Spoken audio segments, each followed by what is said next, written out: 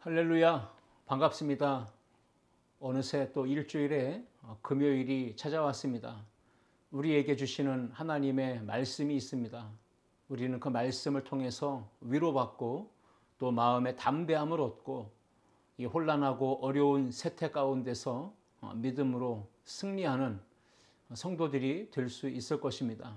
오늘도 금요일 가운데 주시는 말씀이 여러분의 마음에 새겨져서 삶을 인도해가는 능력의 말씀, 또 삶의 어려운 부분들을 해결하는 치유와 회복의 말씀이 될 수 있기를 주의 이름으로 축복합니다. 기도하시겠습니다. 하나님 아버지 감사합니다. 온라인으로 예배하는 성도들, 오늘도 하나님의 음성을 듣기 원하여 주님의 말씀 앞에 머리를 조아립니다. 하나님의 은혜로 긍휼과 자비로 덮어주시고 성도들이 있는 그곳에 하나님의 영으로 함께 하셔서 은혜가 충만하게 하시고 믿음의 삶으로 나아가는 데 있어서 말씀과 성령으로 무장한 채 나아가는 우리 아름다운 교회 성도들이 되게 하여 주옵소서. 이 시대의 어려움을 바라보는 믿음의 눈을 열게 하시고 우리 하나님의 뜻이 어디에 있는지, 하나님은 지금 이 시대에 우리에게 무엇을 원하고 계시는지 분별하여 알 수 있는 영적인 능력을 우리 모두에게 허락해 주옵소서. 오늘 밤에도 하늘 문이 열리고 능력과 기적이 체험되는 복된 시간 되게 하여 주옵소서. 예수님의 이름으로 기도하옵나이다. 아멘. 오늘은 열왕기상 12장 말씀을 함께 살펴보며 은혜를 나누고자 합니다. 본문 말씀 함께 봅니다. 열왕기상 12장 25절부터 33절입니다. 제가 말씀을 봉독하겠습니다. 여로보암이 에브라임 산지에 세겜을 건축하고 거기서 살며 또 거기서 나가서 분우엘을 건축하고 그의 마음에 스스로 이르기를 나라가 이제 다윗의 집으로 돌아가리로다. 만일 이 백성이 예루살렘에 있는 여호와의 성전에 제사를 드리고자 하여 올라가면 이 백성의 마음이 유다 왕 된 그들의 주 르호보암에게로 돌아가서 나를 죽이고 유다의 왕 르호보암에게로 돌아가리라 하고 이에 계획하고 두 금송아지를 만들고 무리에게 말하기를 너희가 다시는 예루살렘에 올라갈 것이 없도다. 이스라엘아, 이는 너희를 애굽 땅에서 인도하여 올린 너희의 신들이라 하고 하나는 베델에 두고 하나는 단에 둔지라. 이 일이 죄가 되었으니 이는 백성들이 단까지 가서 그 하나에게 경배함이더라. 그가 또 산당들을 짓고 레위 자손 아닌 보통 백성으로 제사장을 삼고 8째 달 곧 그 달 15째 달로 절기를 정하여 유다의 절기와 비슷하게 하고 제단에 올라가되 베델에서 그와 같이 행하여 그가 만든 송아지에게 제사를 드렸으며 그가 지은 산당의 제사장을 베델에 세웠더라. 그가 자기 마음대로 정한 달 곧 8째 달 15째 날로 이스라엘 자손을 위하여 절기로 정하고 베델에 쌓은 제단에 올라가서 분향하였더라. 아멘. 오늘 말씀 본문을 가지고 마음에 들리는 소리라는 제목으로 함께 은혜를 나누고자 합니다. 우리 그리스도인들은 신앙생활 할 때에 말씀과 기도로 무장해야 합니다.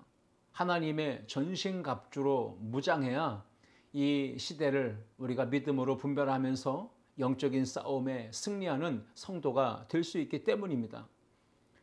로마서 8장 말씀에 기록되어 있듯 육신의 생각은 사망이지만 영의 생각은 생명과 평안입니다.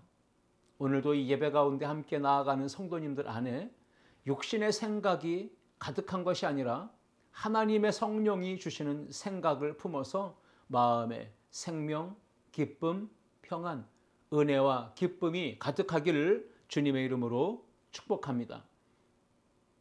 염려되는 일, 또 불안한 일, 근심스러운 일, 우리 마음에 억눌리고 짓눌린 상처의 감정들, 여러 가지 사회적 상황, 국가적 상황, 가정의 여러 가지 어려운 일들을 보며 마음이 걱정하고 실망하고 좌절되는 일들, 그래서 코로나19에 많은 어려움 가운데 두려워하며 불안해하는 그러한 마음의 생각들, 이 모든 것들이 오늘 말씀을 통해서 예수 그리스도의 보혈의 능력으로 하나님의 성령과 말씀의 권세로 다 치유되고 온전하게 회복되어서 여러분 마음에 하늘로부터 임하는 평강이 있기를, 그리고 하나님만이 주시는 참된 기쁨과 소망이 가득하기를 주님의 이름으로 축복합니다. 오늘 본문에 보시면 이 열왕기에는 다윗 왕의 노년부터 솔로몬 왕 사후에 남유다와 북이스라엘로 나뉘어진 이스라엘의 역사를 기록한 책입니다. 이스라엘 민족이 멸망하게 된 그러한 배경들을 소개하고 있는데요. 여러분, 그 안에는 수많은 왕들의 이야기가 기록되어져 있습니다. 그래서 열왕기라고 기록하고 있는 겁니다. 이 열왕기서를 보면 수많은 왕들이 등장했는데 그 왕들을 평가하는 기준이 있었습니다. 그 기준은 어떤 길로 행했느냐라는 겁니다. 신앙생활은 두 가지 길로 구분된다는 겁니다. 열왕기의 왕들이 평가되었던 그 기준이 어떤 길로 행했느냐라는 거죠. 첫 번째 길은 다윗 왕의 길로 행했느냐, 그것을 통해서 선한 왕이었음을 증명하고 있고요. 정반대로 여로보암의 길로 행했느냐, 그렇다면 그 왕은 불의한 왕이고 하나님 앞에 인정받지 못한 악한 왕이었다, 이렇게 평가를 받고 있는 걸 봅니다. 다윗 왕의 길, 그리고 여로보암의 길, 이 두 가지 길이 이 열왕기서에 기록되어져 있고 그것이 왕들의 역사를 평가하는 기준점이었습니다. 신앙생활은 두 가지 길이 있습니다. 믿음의 선조들이 걸어갔던 길 중에 첫 번째, 하나님이 인정하시고 기뻐하시고 하나님이 복주시고 인도하시는 다윗 왕의 길이 있었습니다. 다윗 왕은 하나님을 사랑했고 하나님을 예배하기를 간절히 사모했고 언제나 하나님의 임재를 맛보며 누리며 살아갔던 왕입니다. 비록 밧세바를 범한 죄가 있었지만 그것을 제외하고 다윗 왕의 통치는 선했고 하나님의 보시기에 합하였습니다. 그래서 하나님이 다윗 왕을 통해서 크신 일들을 행하셨던 걸 보게 됩니다. 다윗 왕의 길로 행한 그 이후의 모든 왕들은 선한 왕이 됩니다. 그러나 정반대로 북이스라엘에는 여로보암이라고 하는 왕이 있었습니다. 그 왕의 통치가 악했고 그 왕의 통치를 따라서 그대로 답습했던 모든 왕들은 악한 왕으로 평가를 받고 그것이 북이스라엘의 멸망의 중요한 요인이 되었습니다. 다윗 왕의 길로 행하는 왕들의 모습, 그리고 여로보암 왕의 길로 행했던 왕들의 모습, 우리는 열왕기서에 기록된 이 왕들의 이 역사를 보면서 반면 교사로 삼습니다. 타산지석으로 삼습니다. 우리가 인생 살아가며 신앙생활을 할 때 어떻게 살아가는 것이 하나님께 기쁨이 되고 복을 받는 길인지 성경은 우리에게 분명히 가르쳐주고 있기 때문입니다.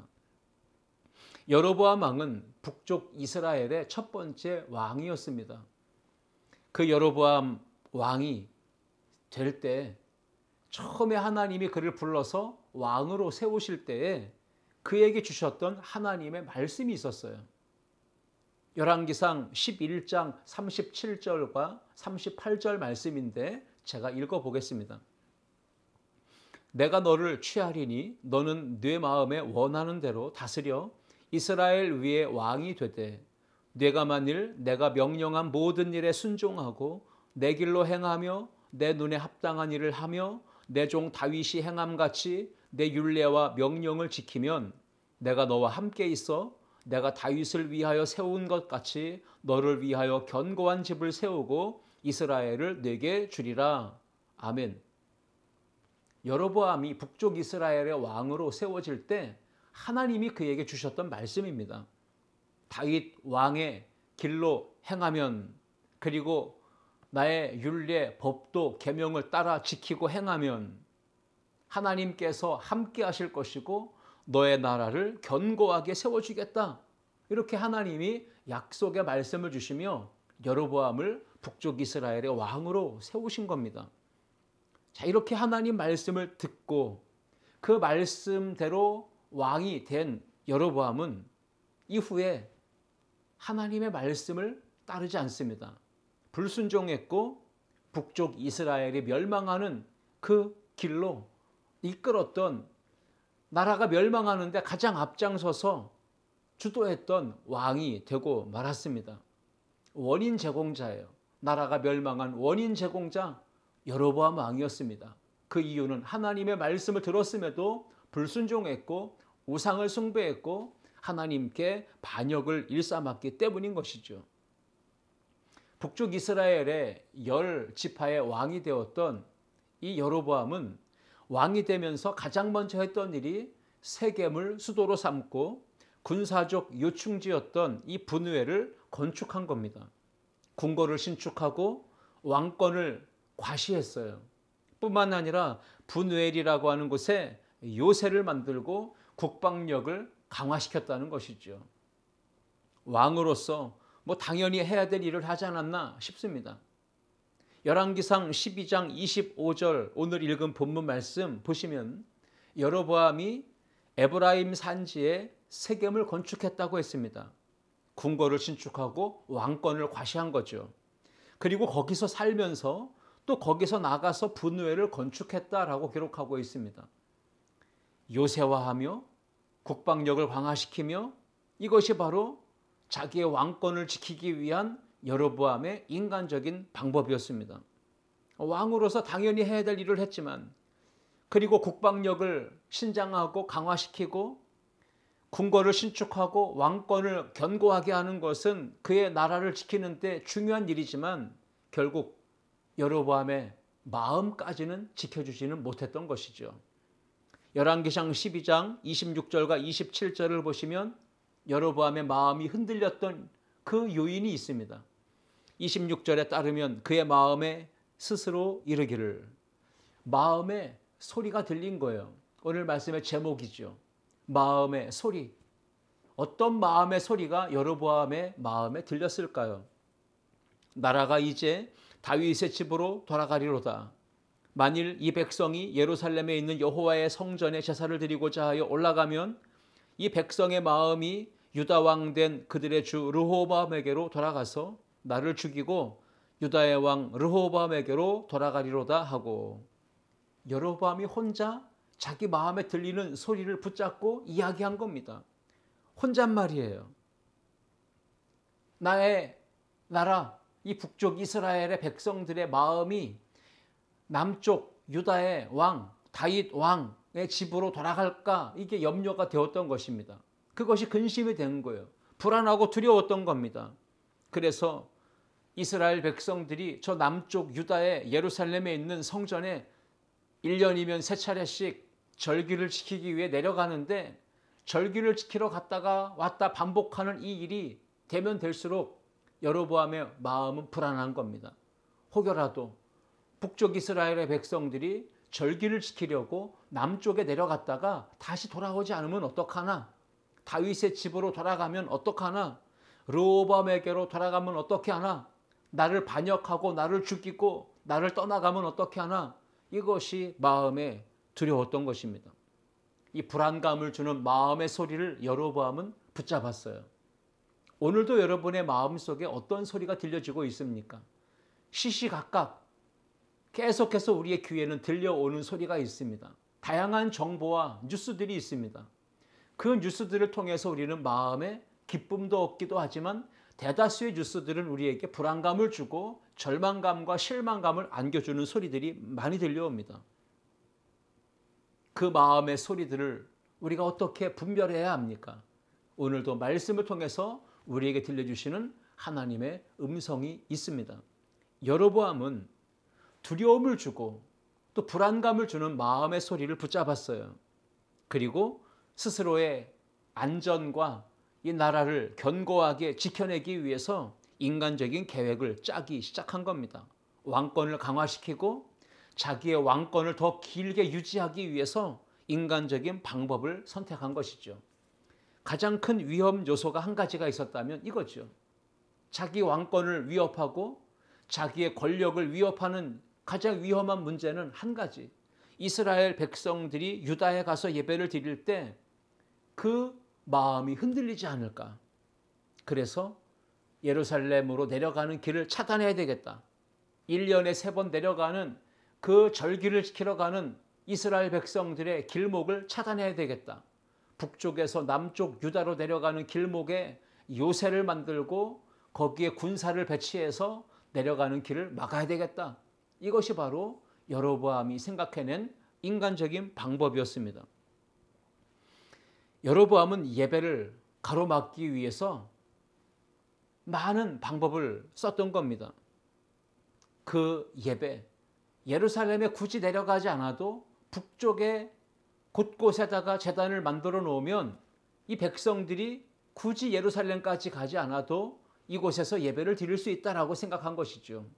그래서 여로보암은 단과 베델이라고 하는 지역에다가 제단을 만들어서 그곳에 가서 예배를 드리라고 했던 것이죠. 열왕기상 12장 28절과 29절 말씀입니다. 이에 계획하고 마음에 불안한 소리가 들리니까 인간적인 마음의 계획을 세우게 된 겁니다. 여로보암 왕이 계획을 했습니다. 그 계획이 무엇입니까? 금송아지를 만드는 거였어요. 2 금송아지를 만들어서 하나는 베델에 또 하나는 단에다가 두었다라고 29절은 기록하고 있습니다. 그리고 여로보암 왕이 백성들에게 이렇게 얘기합니다. 너희가 다시는 예루살렘으로 올라갈 이유가 없다. 이스라엘 백성들아, 이 금송아지 둘은 너희를 애굽 땅에서 인도하여 낸 너희의 신들이다. 이 금송아지가 바로 너희가 섬기고 예배하는 하나님이다. 이렇게 얘기한 거죠. 여로보암의 이 말을 통해서 우리는 생각해 봅니다. 이 세상에는 가짜 예배가 많다는 겁니다. 우리 주변에도 가짜 예배가 있습니다.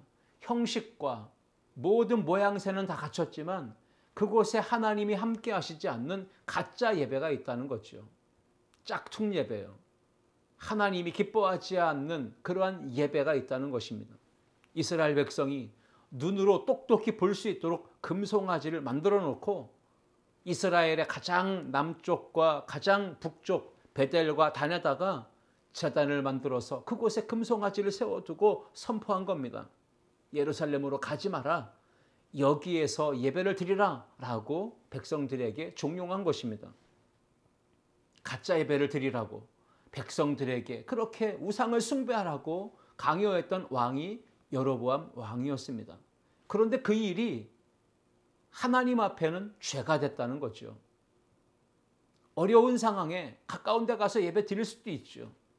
힘든 상황에 이유를 놓고 보면 이렇게도 할 수 있고 저렇게도 할 수 있을 거라고 우리는 타당성을 부여하고 합리화시킬 수 있지만 하나님께서 원하시는 예배가 있다는 겁니다.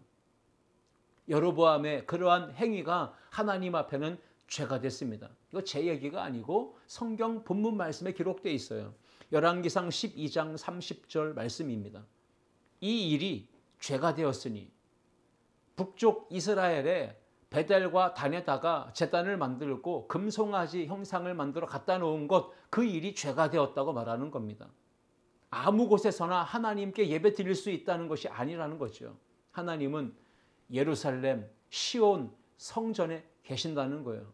그곳에 하나님께서 임재하시고 말씀하시고 역사하신다는 거죠. 이 일이 죄가 되었으니 이는 백성들이 단까지 가서 그 하나에게 경배함이더라. 여러분, 예배드리는 건 동일합니다. 어디서든지 성경책을 펼칠 수 있고 찬송할 수 있고 기도할 수 있고 말씀을 들을 수가 있어요. 그런데 성경은, 오늘 본문은 분명히 여로보암의 이 행위가 하나님 앞에 죄가 되었다라고 규정하고 있습니다.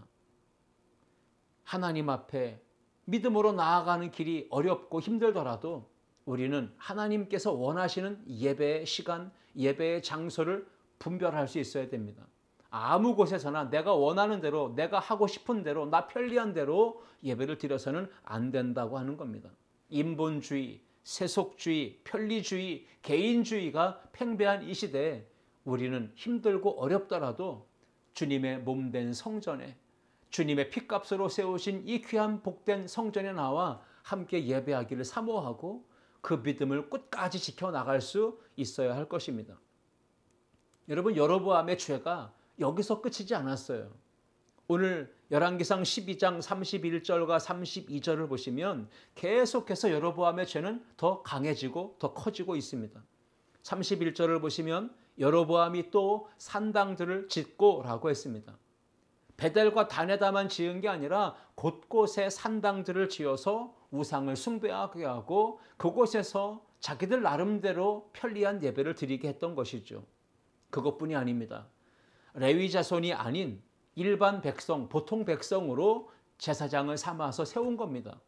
제사장은 보통 레위 지파에 속한 사람들이 제사장 계열의 사람들이기 때문에 그 사람들만이 그 역할을 감당할 수 있었습니다. 그런데 여로보암은 예루살렘에 제사장들이 있고 레위 지파가 있기 때문에 그곳에서 데려오지 않고 북쪽 이스라엘의 백성들 중에 일반 백성들 중에 아무나 뽑아가지고 제사장으로 임명하고 세운 겁니다. 그리고 32절을 보면 8째 달 곧 그 달 15째 날로 절기를 정했고 유다의 절기와 비슷하게 해서 제단에 올라가되 베델에서 그와 같이 행하여 그가 만든 송아지에게 제사를 드렸으며 그가 지은 산당의 제사장을 베델에서 세웠더라 라고 기록하고 있습니다. 여로보암의 죄가 하늘로 치닫고 있습니다. 산당들을 짓고 일반 백성들 중에 아무나 뽑아 제사장으로 삼고 제사를 드리고 예배를 드리는 날도 자기 마음대로 바꾸어서 편리하게 날짜를 정해서 지키게 하고, 여러분, 이것이 바로 여로보암의 죄의 모습입니다. 자기 나름대로는 뭔가 해보겠다고 했지만 그것이 하나님 앞에 큰 죄가 되었습니다. 여로보암은 자기 마음에 들려진 소리, 그 소리를 인하여서 불안해했고 두려워했고 걱정했습니다. 그리고 스스로 계획을 세워서 금송아지를 만들고 베델과 단에다가 제단을 세우고 그곳에 금송아지 우상을 갖다 놓고 이것이 너희를 애굽에서 인도하여 낸 하나님이다라고 선포합니다. 그리고는 백성들에게 이렇게 예배하라, 여기서 예배하라, 가짜 예배를 드리도록 종용한 것이 여로보암 왕의 죄가 된 겁니다. 열왕기상 12장 33절 말씀에 그가 자기 마음대로 정한 절기를 지키는 날짜도 자기 마음대로 정했어요. 이 마음대로 정했다라고 하는 건 머리로 궁리했다는 거예요. 자기 마음대로 지어내서 만든 날짜라는 거예요. 8째 달 15째 날로 이스라엘 자손을 위하여 절기로 정하고 베델에 쌓은 제단에 올라가서 분향하였더라. 자기 왕권을 지키기 위해, 자기의 왕권을 유지하기 위해 하나님께 예배 드려야 하는 예루살렘 성전으로 가지 않도록 가로막았고, 여기서 또 하나님께 예배 드릴 수 있다고 인간적으로 생각하고 그 자기의 계획을 합리화시키려고 여러 가지 방법을 동원했던 걸 봅니다. 자기 마음대로 하나님을 예배 드릴 수 있다, 내가 생각한 대로 예배하면 하나님을 만날 수 있다, 이렇게 인간적인 방법을 동원하고 백성들에게 선포했던 거죠. 이스라엘 백성들은 종교적인 행위, 외형은 그대로 다 지키고 있었지만 결국 하나님이 임재하지 않으시는, 하나님의 영이 함께하지 않으시는 가짜 예배를 드리고 말았던 것입니다. 여러분, 이러한 모든 신앙의 불행과 이 모든 죄악의 시작이 어디서 비롯됐나요? 여로보암의 마음에 들려오는 소리에서 비롯되었습니다. 그 마음에 이르기를, 마음에 들려지는 소리에 따라서 그는 이러한 죄를 짓고 말았던 겁니다. 오늘 이 예배를 드리며 영상으로 말씀을 듣는 성도님들은 지금 어떤 소리가 들려지고 계십니까? 오늘 본문을 통해 하나님의 음성이 들려지고 계십니까? 아니면 여러분 나름대로 해석하고 여러분 편리하게 내 중심적으로 해석하고 말하고 있는 여러분의 생각이, 소리가 들려지고 있습니까? 어떤 마음의 생각과 어떤 마음의 소리가 들려지는지 잘 분별할 수 있어야 됩니다. 시시때때로 마음의 소리가 들려올 때 우리는 믿음으로 분별하며 반응할 수 있어야 돼요. 여로보암 왕은 마음의 소리가 불안하게 두렵게 들려올 때 그는 무엇보다 자기 자신을 왕으로 세우실 때 들려주셨던 하나님의 말씀을 귀 기울여야 했습니다. 그 하나님의 음성을 더 소리를 들었어야만 했습니다. 열왕기상 11장 37절과 38절 말씀에 읽었듯 하나님께서 들려주신 말씀을 붙들었다면 여로보암은 이후에 이렇게 흔들리지 않고 죄를 짓지 않고 하나님 앞에 온전하게 쓰임받는 왕이 될 수도 있었을 거예요. 오늘 여러분을 향한 하나님의 말씀, 음성이 들려지길 바랍니다. 분명 사도 바울은 고린도후서 5장 17절에서 그런즉 너희는 그리스도 안에서 새로운 피조물이 되었다라고 했습니다. 누구든지 그리스도 안에 있으면 새로운 피조물이라. 이전 것은 지나갔으니 보라 새 것이 되었도다라고 말씀했습니다. 그런데 우리 마음에 들려오는 소리는 무엇입니까? 새로운 피조물 아니라는 거예요. 우리는 여전히 옛사람이라는 거예요. 우리는 여전히 죄악의 성품에 사로잡혀 있다는 거예요. 사단은 언제나 우리의 마음에 충동하듯 우리 마음에 불안한 생각과 소리를 자꾸 집어넣습니다. 우리가 새로운 피조물임을 인정하지 못하도록 하나님의 자녀가 되었다고 하는 이 신분의 변화와 정체성을 인정하고 살지 못하도록 사단은 언제나 우리에게 너는 죄야, 죄인이야, 너는 온전치 않아, 너는 그리스도인이라고 말하는 게 부끄럽지도 않니? 이렇게 정죄하고 고발하고 고소한다는 거죠. 우리가 거듭났고 우리가 거룩한 하나님의 자녀가 된 것은 하나님의 말씀으로 됐다고 베드로전서 1장 23절에서 기록하고 있습니다. 항상 있는 하나님의 말씀, 살아계신 하나님의 말씀으로 우리가 거듭났고 거룩하게 되어 하나님의 자녀가 된 겁니다. 우리가 무슨 일을 잘해서 우리가 온전했기 때문에 하나님이 우리를 택하신 게 아니라는 거죠. 우리가 불안정하고 연약하고 죄 가운데 살고 있었지만 하나님은 우리에게 무조건적인 사랑과 희생을 통해서 구원해 주셨고 우리를 양자로 삼아 주셨어요. 하나님이 자기 아들을 아끼지 않으시고 우리를 위해 내어주실 만큼 사랑하셨다면 하나님은 우리를 끝까지 책임져 주실 겁니다.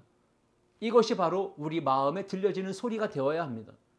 그러한 소리가 마음에 들려지지 않도록 계속해서 마귀 사탄은 우리 마음을 도전할 것이고 두드릴 겁니다.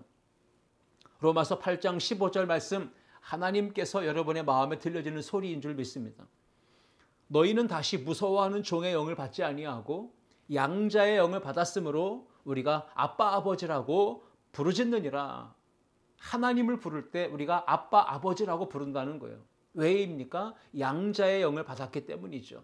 예수 그리스도 안에서 거듭나서 구원받아서 하나님의 자녀가 되었기 때문에 우리는 더 이상 죄의 종노릇하지 않습니다. 사망의 법이 우리를 주장할 수가 없습니다. 생명과 성령의 법이 우리를 주장합니다. 하나님의 영이 성령께서 우리를 도와주십니다. 우리 안에 내주하여 우리 안에 임재하여 계십니다. 우리의 생각과 우리의 마음을 인도해 가십니다. 이것이 바로 하나님의 음성이에요. 오늘 이 음성을 듣고 믿음으로 살아가는 저와 여러분 되실 수 있기를 주님의 이름으로 축복합니다. 로마서 8장 38절과 39절 말씀에 계속해서 사도 바울은 우리에게 하나님의 말씀의 소리를 붙들고 확신을 가지라고 선포하고 있습니다. 내가 확신하노니 사망이나 생명이나 천사들이나 권세자들이나 현재일이나 장래일이나 능력이나 높음이나 깊음이나 다른 어떤 피조물이라도 우리를 우리 주 그리스도 예수 안에 있는 하나님의 사랑에서 끊을 수 없느니라 라고 선포하고 있습니다. 이것이 바로 우리의 마음의 소리여야 합니다. 더 이상 불안을 주고 두려움을 주고 걱정하게 하고 염려하게 만드는 세상의 소리, 사탄의 음성을 듣지 말아야 합니다. 내 마음의 소리를 듣기보다 하나님의 음성을 더 귀 기울여 들으셔야 합니다. 하나님의 말씀은 변함이 없습니다. 그 하나님의 말씀, 생명과 소망과 능력의 말씀을 붙드셔야 합니다. 연약한 우리를 도와주시겠다고, 우리를 끝까지 함께 하시겠다고 약속하시는 이 하나님의 말씀을 붙들어야 합니다. 오늘 본문의 여로보암 왕은 자기에게 들려주셨던 하나님의 말씀을 듣기보다는, 귀 기울여 붙잡기보다는 마음에서 일어나는 불안한 소리, 두려움과 염려의 소리를 붙잡고 인간적인 계획을 짰고 우상을 만들어서 백성들에게 섬기게 했고 곳곳에 제단을 만들어 산당을 만들어 이스라엘 백성들이 예배의 현장으로 가는 걸 가로막았습니다. 그리고 또 그것이 진짜 예배인 양 포장하고 위장하고 선전했던 것이죠. 오늘 말씀의 결론을 맺겠습니다.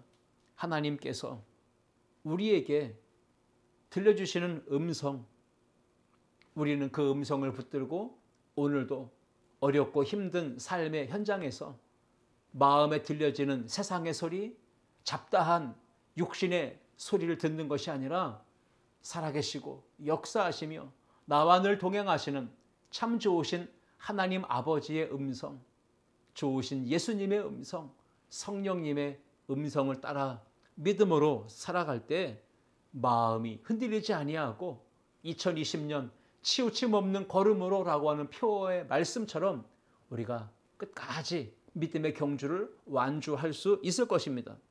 마음에 들려지는 소리 다 듣고 붙잡을 것이 아니고 어떤 마음의 소리는 하나님이 들려주시는 소리가 있는가 하면 어떤 마음의 소리는 사단이 우리의 마음에 시험하고 두려움을 주어서 낙심하게 하고 절망하게 만드는 그러한 소리들도 있다는 겁니다. 그러므로 이 영상을 보고 함께 기도하는 우리 성도님들은 오늘 기도 제목으로 하나님 내 안에 여러 소리가 들려올 때 믿음으로 잘 분별할 수 있게 해달라고 영적인 분별력을 위해 기도하시고 하나님의 음성을 붙들고 믿음으로 끝까지 살아갈 수 있기를 하나님 앞에 도우심을 간구하고 나아가는 은혜가 있기를 주님의 이름으로 축복합니다. 기도하시겠습니다. 하나님 아버지 은혜와 사랑을 감사합니다. 신앙생활은 다윗의 길로 행하느냐 여로보암의 길로 행하느냐 둘 중에 한 가지입니다. 어떤 상황에 처하든지 하나님을 예배하기를 사모하고 그 하나님의 얼굴을 간절히 구했던 다윗 왕처럼 우리도 믿음으로 살게 하시고 우리가 지금 있는 그곳에서 예배하고 하나님 말씀 붙들고 주의 영으로 충만해지는 은혜가 있기를 간절히 원하오니 하나님 아버지 우리 성도들 붙들어 주시고 주의 성령으로 감동 감화시켜 주시고 하나님의 은혜 안에서 믿음의 삶을 살아가도록 역사해 주옵소서.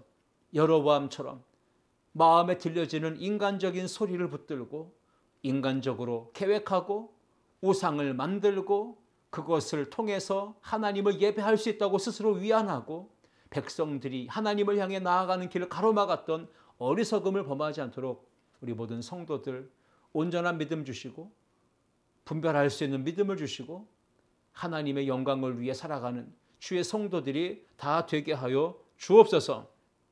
우리는 부족하고 연약합니다. 우리는 불의한 죄인입니다.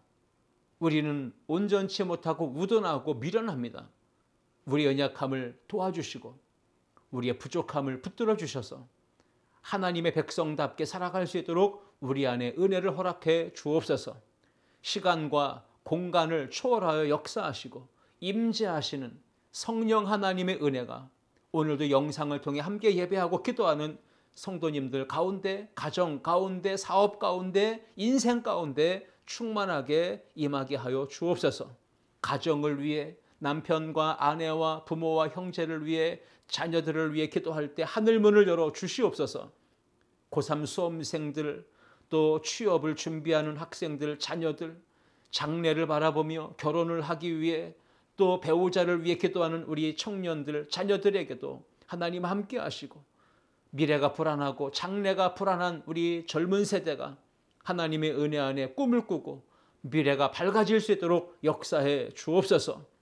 코로나19로 인하여 고통 가운데 신음하는 이 나라 이 민족이 백성들을 지켜주시고 보호하시며 붙들어 주시며 생명의 길로 인도하시고 연약한 모든 것들을 다시 세워주시고 가난하고 궁핍한 것들 가운데도 넉넉하게 공급하시고 채워주시는 하나님의 은혜를 허락하여 주옵소서.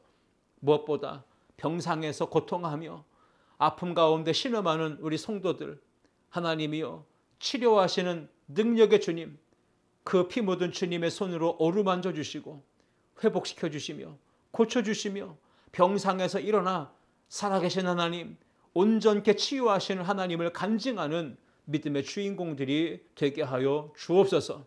모든 영광과 찬송과 존귀를 주께 올려드리며 우리 주 예수 그리스도의 이름으로 기도하옵나이다. 아멘.